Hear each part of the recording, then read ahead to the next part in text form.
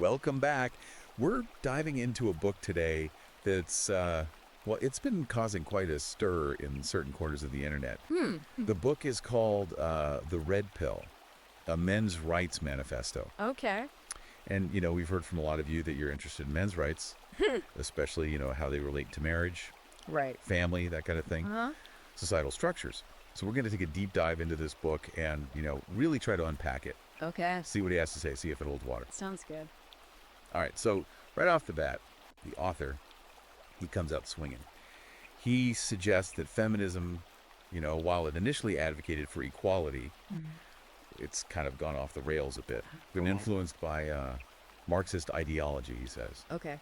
which has led to, well, what he calls an attack on traditional family structures Really? and masculinity itself. So a pretty strong claim right out of the gate. Yeah, pretty bold. Uh-huh. He actually uses the term war on masculinity to describe this shift. War on masculinity. Wow. He suggests that things like the hashtag #MeToo movement and the rising divorce rate, that these are evidence of this war. Okay. Now, to back this up, he delves into the history of feminism. Starts way back with the suffragettes, goes through each wave, first wave, second wave, third wave. And he argues that with each successive wave, there was a further erosion of those traditional family structures. Okay. Ultimately leading to a system that, well, he claims, is stacked against men. Interesting. Yeah. Now, what's the most, I think, compelling parts of the book is how he analyzes the work of prominent feminists. Okay, like who? Well, he looks at Betty Friedan, for example. Right. The feminine mystique. Exactly. Yeah. He criticizes that book, The Feminine Mystique, for encouraging women to move away from their traditional roles. So like as wives and mothers. Exactly, Yeah. yeah. And he argues that this has had a significant impact on the family unit. Interesting. Yeah, and it's not just Friedan either. He also takes aim at Simone de Beauvoir, argues that her work, which he says was influenced by Marxism, laid the groundwork for a kind of feminism that sees men as the enemy. And he even goes so far as to suggest that this perspective, this anti-male perspective, has infiltrated academia. Really? Yeah. He points to, specific university courses. Like what? There's one called The Problem of Men, Oh, wow. The problem of men? as evidence that, these institutions are actively promoting a narrative that demonizes men. Huh. All right, so he's tackling feminism, he's tackling academia. What else? Well, he also spends a lot of time on, the media, Oh. how men are portrayed in movies, TV shows, commercials, all of that. Right. All those classic tropes. Like what? Give me an example. Oh, the bumbling dad, Okay, yeah. the incompetent husband, the guy who's always messing things up. Right. Always needs his wife to bail him out. Exactly. And he argues that these seemingly harmless portrayals, they actually contribute to a larger negative stereotype of men. Okay, I see. So it's not just the one-off, it's kind of like a pattern. Exactly. It's like drip, drip, drip, over time. And it creates this negative image of men. Yeah. And he doesn't just rely on anecdotal evidence either. He actually cites studies. Oh, okay. Like there was one from the University of Michigan, I think, Yeah. that found men are often portrayed negatively in commercials. Interesting. Yeah. And another study found that positive portrayals of men, like nurturing fathers, those are much less common. Really? Huh. Yeah. So it's not just, his opinion. He's actually trying to back it up with some research. Okay, that makes sense. So, I mean, it makes you wonder what kind of impact these portrayals have, right? Like on men and boys. Exactly. And that's what he's getting at. He suggests that it could contribute to low self-esteem and a distorted view of what it means to be a man. Especially in today's society, things are changing so fast. Right. And he doesn't just focus on, the social and cultural aspect. He also dives into the legal arena. Like the courts. Exactly. Right. Particularly in, family law, divorce, child custody, that kind of thing. Uh-huh. Makes sense. He claims that men face discrimination in the workplace and especially in family courts. Okay. He actually uses a case study. A guy named James from California. Yep. He was a manager. And he was repeatedly passed over for promotions. Oh, really? Yeah. In favor of less experienced women. Wow. And the book presents this as a pattern of men being penalized to meet diversity quotas. And things get even more, I guess, intense when he tackles family courts. Right. He argues that the system is just heavily biased against men, Uh-huh. especially when it comes to divorce and child custody. Okay. Like he cites one statistic, says that, in divorce cases, mothers are granted primary custody of the children over 80% of the time. Wow, 80%. Yeah. And he claims that this is evidence of a system that just automatically favors women. Regardless of, the father's fitness as a parent Right. or the specific circumstances. Okay. He also delves into the very sensitive issue of false accusations, shares stories of men whose lives were, just totally upended Yeah. by accusations that later turned out to be untrue, Right. which led to, devastating consequences. Mm-hmm. He highlights this story of a guy named John. John, okay. He was accused of rape by his ex-girlfriend, Oh, wow. and he lost his job, his family, his reputation Jeez. before eventually being exonerated. Oh, so it was false. Yeah. So it was proven that he didn't do it. Okay. But by then, the damage was done. Right. And he uses this as an example of how, false accusations can just have a devastating impact. Yeah, absolutely. Even if you're proven innocent, I mean, the accusation itself can just... It could ruin your life. Yeah. And he suggests that the #MeToo movement, while important in some ways, has created an environment where men are more vulnerable to these false accusations Okay. and are often presumed guilty before proven innocent, I see. which raises concerns about due process, fairness for men in these situations. Right. It's a tough issue for sure. Lots of different perspectives to consider. Absolutely. And, the book doesn't just focus on the social and legal aspects. Okay. It also explores biological and psychological differences between men and women, Uh-huh. which he claims are often ignored or downplayed. Interesting. For example, he points to the fact that, men on average have greater upper body strengths Right. and are more likely to take risks. Okay. And he connects these differences to our evolutionary history, where men were often the hunters and protectors. I see. Makes sense. So, like, biologically ingrained. Exactly. Yeah. And then he criticizes what he calls the feminist narrative that tries to explain away these differences as purely social constructs. Okay. He argues that denying these biological realities actually hurts both men and women, prevents them from fully understanding and appreciating their unique strengths. Interesting. Like trying to force everyone into the same mold. Right. It doesn't really work. Makes sense. And he actually uses an ancient Greek myth to illustrate this point. Oh, which one? The story of Pandora's box. Oh, wow. That's a good one. Yeah. He suggests that the myth represents a deep-seated fear Okay. of female curiosity and power that has been suppressed in modern society. That's fascinating. It is. And what's really interesting is how he connects this ancient myth, right, this story from thousands of years ago, to his argument that, evolutionary differences are often ignored. Right. To fit this agenda. Exactly, yeah. It's a unique way to frame the discussion, for sure. It is. And speaking of challenging perspectives, he also delves into the influence of queer theory on modern feminism. Wow. Now, this is where the book's perspective gets a little more controversial. He claims that queer theory, with its focus on, the fluidity of gender, has actually made it harder to address the specific challenges that men face. Interesting. So he's saying that it's kind of muddying the waters. Exactly, yeah. Yeah. And he sees queer theory as another way to silence men Okay. and create a hostile environment for them. Got it.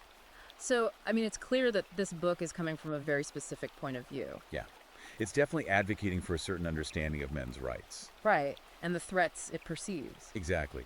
And this advocacy, it really comes to the forefront when he focuses on the workplace. Uh-huh. He argues that men face discrimination in many areas. Like what? Hiring, promotions, even safety. Oh. He uses the example of affirmative action policies. Yeah. Claims that, while they're well-intentioned, they often result in men being passed over for jobs Really? and promotions, Okay. even when they're more qualified, simply to fulfill quotas. And he also argues that men are more likely to be given dangerous or physically demanding jobs. Okay. Points to statistics showing that men make up over 90% of workplace fatalities. Wow. 90%. Yeah. That's a huge number. It is. And he uses these examples to build a case that, men are unfairly disadvantaged in the workplace. Right. And that their contributions are often overlooked or devalued. Interesting. Now, one of his most controversial claims is that the, the gender pay gap. Right, right. He says it's largely a myth. A myth. Yeah. He argues that when you consider factors like career choices, hours worked, time taken for family responsibilities, all that, the gap shrinks significantly. And he suggests that the focus on the pay gap actually distracts from the real issues that men face in the workplace. Okay. Like what? What are some of the real issues he's talking about? Well, he mentions things like, the higher likelihood of being laid off during economic downturns, the difficulties in securing paternity leave. Okay, right. Things like that. Yeah. And he even cites research from the National Bureau of Economic Research, Okay. which found that hiring practices that consider gender can lead to less qualified individuals being hired. Now, the book doesn't just, highlight these issues, it also proposes solutions. Okay, good. Like, he calls for an overhaul of family law Uh-huh. to make it fairer for men, especially regarding divorce and child custody. Right. And he encourages men to be more vocal about the challenges they face Okay. and to challenge feminist narratives they see as harmful. Interesting. So like speak up, push back. Exactly. Yeah. And one striking solution is the idea of men creating their own platforms and communities Oh. to freely express themselves and support each other. He sees this as a way to, counter what he perceives as dominant anti-male narrative. Right. In the mainstream media. Exactly, yeah. In the media and in institutions. Okay. It's essentially a call to action for men to take the red pill. Take the red pill. Yeah. And fight back against what the book sees as a systemic attack on masculinity. Wow. That's a powerful message. It is. And it's one that is resonated with a lot of men. I can see why. It's definitely provocative. It is. It's thought-provoking, for sure. Yeah. And before we move on, I think it's worth just taking a moment to reflect on what we've covered so far. Yeah, definitely. It's a lot to process. It is. So we've explored the book's claims about the evolution of feminism, the portrayal of men in the media, Right. and the legal challenges men face, particularly in marriage and family. Okay. We've also touched on his exploration of, those biological differences between men and women, and his somewhat controversial stance on queer theory. Right. But there's a lot more to uncover. Definitely. Looking forward to digging deeper. Yeah, me too. Yeah. So when we come back, we'll dive into the book's take on the mental health crisis facing men, Okay. and its alarmingly high suicide rates. Yeah, that's a really important topic. It is. We'll also explore the book's vision for the future, Okay. where men's rights are finally respected and their contributions are valued. Looking forward to it. All right, so let's shift gears a bit here Okay. and talk about something that the book really dives into, Okay. and that's the mental health crisis among men. Okay. Yeah. And the book argues that this crisis, it's a direct result of the societal pressures Right. that men face, Yeah. which, it ties back to that whole war on masculinity idea. Right. Right. It all kind of connects back to that. Yeah, exactly. And the book, it doesn't shy away from, the harsh reality of this crisis. Like it cites some really alarming statistics. Like what? Well, for example, it points out that men are, significantly more likely to die by suicide Right. than women. That's a Yeah. scary statistic. It is. And the book argues that men are often less likely to seek help Yeah. for these mental health issues Right. because of, societal expectation. Like they should just be strong and silent. Exactly. That they should just, man up, Right. suck it up. Right. Right. Don't show any weakness. Yeah. And it suggests that these expectations can prevent men from, from expressing their emotions and from seeking support when they need it most. Yeah. I can see that. It's like they're trapped in this box Right. where they're told to be strong. Uh-huh. But then, they're also criticized for being emotionally distant. Right. Right. It's like a no-win situation. Exactly. And the book argues that this double bind, it takes a toll on men's mental health. Yeah. Leads to, increased rates of depression, substance abuse. Right. And as we mentioned, suicide. Right. And I mean, it's a complex issue. Oh, With absolutely. many factors, but the book suggests that these societal pressures, Yeah. they play a significant role. They do. And what's even more concerning, I think, is the book's claim that men's health issues in general, Okay. both physical and mental, Uh-huh. are often overlooked or downplayed by the healthcare system. Really? Yeah, it's like their needs aren't being adequately addressed. Like the book points to the fact that significantly less research funding is allocated to men's health issues compared to women's health issues. Wow, I didn't know that. Yeah. And it even cites examples of diseases that disproportionately affect men. Okay, like what? Well, like prostate cancer. Right. Receiving less attention and funding. Huh. So, I mean, it makes you wonder, is there disparity in how we approach men's health concerns? Yeah, exactly. And the book definitely argues that there is. Okay. And it attributes this disparity to, the influence of what it calls the feminist agenda, which it sees as primarily focused on women's issues at the expense of men's. Interesting. It's a provocative argument. It is. But it does make you think. It challenges how we think about healthcare and resource allocation. It does. And, moving on to the workplace again, the book also criticizes how feminism has impacted this area, particularly when it comes to, affirmative action policies. Right. It argues that these policies, while intended to promote diversity, can actually lead to discrimination against men. Okay. It claims that men are sometimes passed over for promotions or opportunities, even when they're more qualified. Really? In favor of women who are seen as, helping to meet those diversity quotas. Interesting. The book actually shares a story Okay. about a guy named Harvey. Harvey, all right. Yeah. He was a manager at a tech firm. Okay. And he was let go, along with other male managers, Oh, wow. to make way for less experienced women. Really? Yeah. In an attempt to achieve, a specific gender ratio. And the book presents this as a deliberate effort to, push men out of leadership positions Okay. and replace them with women, regardless of merit or experience. Interesting. So it's challenging the effectiveness of these policies. Exactly. And their fairness. Right. And their impact on men in the workplace. Okay. And the author even uses the term feminization of work. Feminization of work. Yeah. Suggesting that, traditional masculine values and skills are being devalued. Okay. In the modern workplace. Exactly. Interesting. So there's a shift happening, he's saying. Right. A shift away from those traditional values. Okay. And he also criticizes the double standards that men face when it comes to parenting and work-life balance. He argues that there's just, a different set of expectations Okay. for men compared to women Right. in these areas. Okay. For instance, he points out that stay-at-home dads, Right. they often face stigma and judgment, while stay-at-home moms are often praised and celebrated. Yeah. It's interesting how those perceptions differ. It is. And he suggests that men are less likely to be granted paternity leave or flexibility in their work schedules to, accommodate family responsibilities. Right.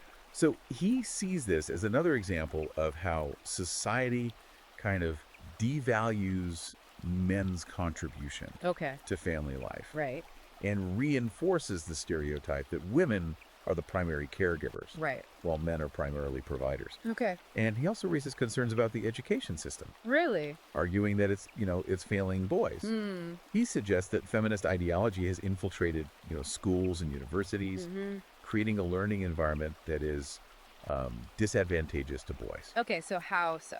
Well, he points to the fact that boys are falling behind girls in academic achievement Okay. at various levels.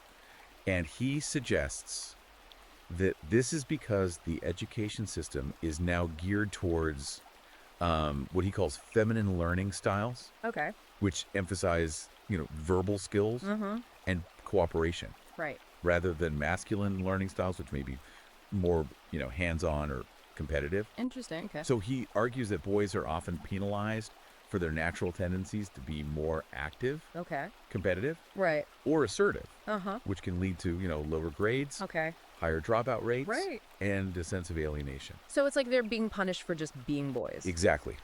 He shares this story of a young man named Tom, Tom, okay. who excelled in elementary school, Okay. but then he struggled in high school Really? because he felt his interests in, math and science weren't valued Okay. by his primarily female teachers. Interesting. And he suggests that this bias, against masculine traits It's present not just in the attitudes of teachers, Okay. but also reflected in the curriculum and the overall school environment. Okay, so it's kind of like a systemic issue, he's saying. Exactly, yeah.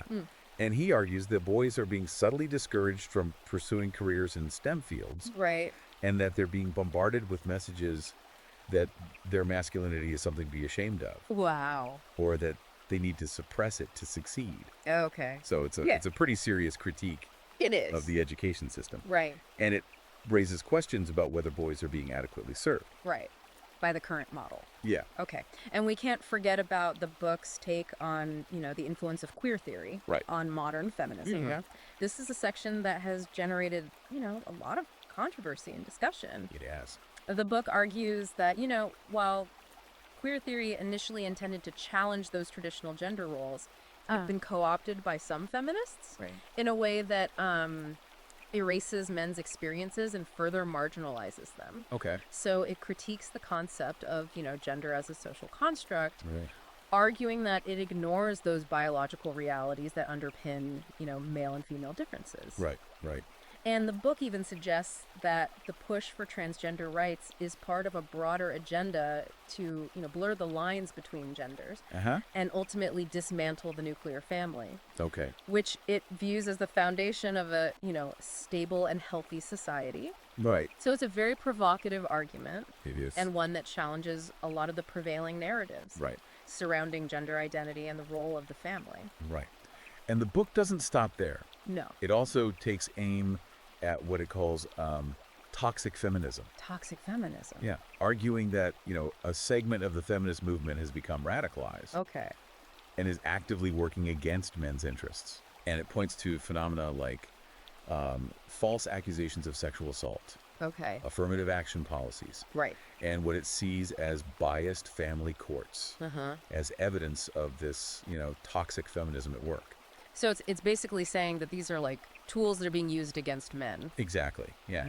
And it suggests that these tactics, they create a hostile environment for men Okay. and undermine genuine gender equality by, pitting men and women against each other. Right. And the book even states that mainstream feminism has shifted away from being a movement for equality Okay. and has become, in its view, a movement for female supremacy. Wow. So that's a pretty strong statement. It is, but it reflects, the book's overall perspective on the current state of gender relations. Right. And one of the, I think, most intriguing parts of the book is its exploration of the red pill movement itself. Okay, yeah, the red pill. Let's talk about that. So it provides context and background for this, growing online community of men. So for those who might not be familiar, the red pill movement is essentially an online community Okay. of men who believe they have, taken the red pill. Taking the red pill, right. Meaning they've become aware of what they see as the truth about, gender dynamics Right. and the ways in which they believe men are disadvantaged. Okay. So the book portrays the red pill movement as a response to these perceived injustices Okay. that men face. Right. And it sees it as a platform for men to connect, Okay. share their experiences, and find solutions together. Okay. The book even includes personal stories from men who say they have been, positively impacted by the red pill movement. Oh, really? Yeah. They share how it helped them understand their own experiences, Okay. connect with others who share similar views, and find a sense of community and support. Interesting.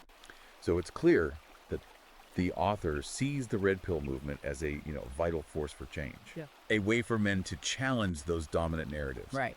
Advocate for their rights. Uh-huh. And create a more balanced and equitable society. Okay. So he sees it as a positive force. Yeah, he definitely does. Yeah. And he argues that the red pill movement isn't just about men's rights. Okay. It's also about, the well-being of society as a whole. So like a rising tide lifts all boats. Exactly, Yeah. yeah. He suggests that by achieving a balance between the genders, we can create a more just and harmonious world for everyone. Okay, I see. Now, it's important to remember that, the book is presenting a particular perspective. Of course, yeah. And it's been met with criticism Right. from various groups, including, feminists and academics. Right. They argue that it misrepresents the history and goals of feminism, Okay. that it promotes harmful stereotypes about, both men and women. Right.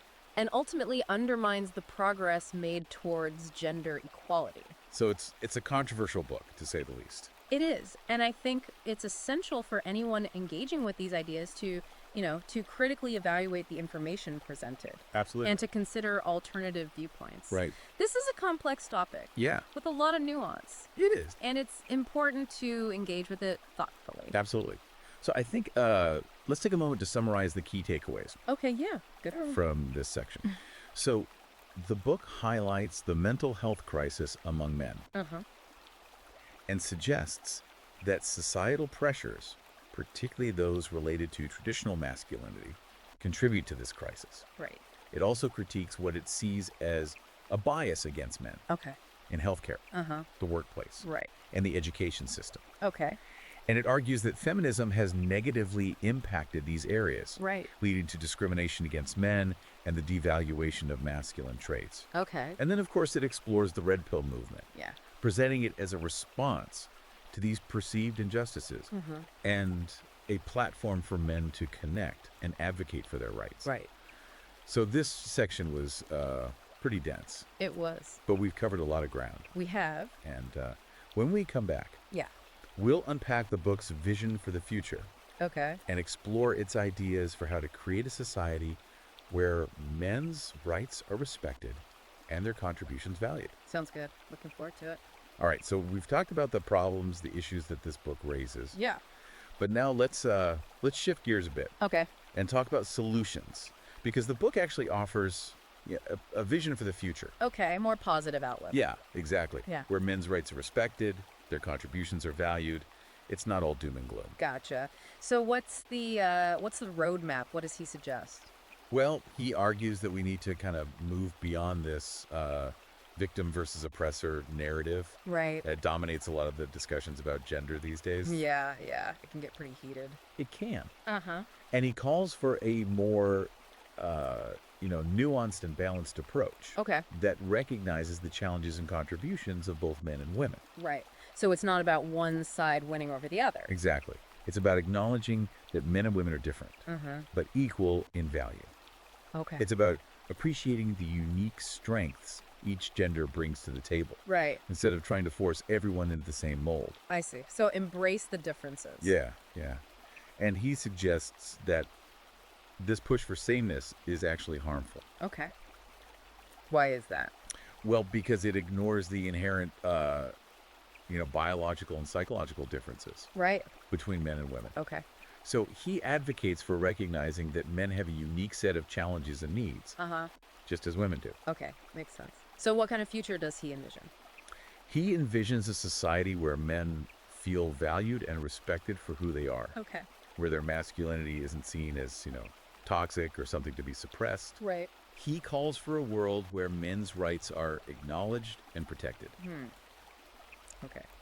So what does that look like in, practical terms? Well, he offers some specific ideas, like he calls for reforms in family law, Okay. particularly to ensure that fathers have equal rights in custody battles. Okay. So making things more equitable. Exactly. And he also advocates for changes in the education system Okay. to better support boys Right. and create a more balanced learning environment. This includes, recognizing different learning styles Okay. and encouraging boys' interests in areas where they may excel, like STEM fields. Right. So tailoring the education system to their needs. Exactly, yeah. And he also calls for a shift in how men are portrayed in the media. Okay. Yeah, we talked about that earlier, those negative stereotypes. Right. He suggests moving away from those and promoting more positive and nuanced representations of masculinity. Okay. So changing the narrative. Exactly. And perhaps most importantly, he encourages men to be more vocal about the challenges they face and to support one another. Okay. He emphasizes the importance of building strong communities where men can connect, share their experiences, and find solidarity. Okay. So it's about, coming together. Exactly. Yeah. And, taking action. Right. It's a call to action for men to take the red pill and become active participants in shaping a better future for themselves and for future generations. It encourages men to embrace their masculinity, advocate for their needs, and work towards a more balanced and equitable society. Okay. So it's a message of empowerment. Yeah, definitely. It's about taking control of your own destiny. Exactly. Now, we know this book presents a particular perspective. Right. And, not everyone will agree with its arguments or conclusions. Of course, yeah. But regardless of whether you agree with it or not, it has sparked an important conversation. It has. About the role of men in society. About the challenges they face and the potential solutions that are needed. Right. It's definitely food for thought. It is. And I think, ultimately, the most important thing is to keep these conversations going. Absolutely. To listen to each other's perspectives. Right. And to work together to create a world that is fair and just for everyone. Well said. So that wraps up our deep dive into The Red Pill, a men's rights manifesto. We hope this episode has given you a better understanding of the book's key arguments, the controversies it has sparked, and the questions it raises about gender dynamics in our society. You're interested in exploring these ideas further and delving deeper into the source material, you can find the book on Amazon Kindle and Google Play Books. Until next time, keep questioning, keep learning, and keep the conversation going.